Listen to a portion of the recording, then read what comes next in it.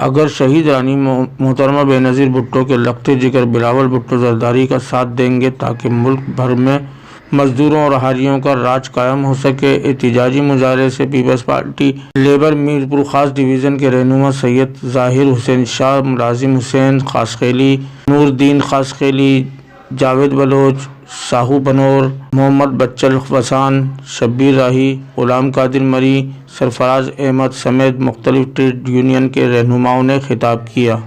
Doctor जी ॻाल्हि कई तो इंशाअल्लाह ताला उन जे लाइ बि ॻाल्हायूं था, ॻाल्हि के पार्टी जी क़यादत सां ॻाल्हायूं था ऐं इंशाअल्लाह ताला तव्हां सां शना बशान थी करंदी ऐं तव्हांजी वॾी महिरबानी। ऐं जॾहिं बि साईं ज़ाहिर शाह, नूरदीन साहब, मुलाज़िम साहब, साईं जेके तव्हांजी टीम जेकी भली जेकी आहे उन्हनि जॾहिं बि हुकुम कयो आहे महिनत कशनि जे लाइ, इहो असांजो जान बि तव्हांजे लाइ हाज़िर आहे। तव्हां ॾिसो त असां सुई सदन गैस जी एम्प्लॉइज़ हुजनि या जेके 72 सेक्ट एम्प्लॉइज़ जे लाइ पार्टी जी क़यादत जे हुकुम ते तहत जदोजहद कईसीं, आख़िर कामयाब वियासीं ऐं इंशाअल्लाह ताला इहा जदोजहद जेकी आहे जारी रहंदी।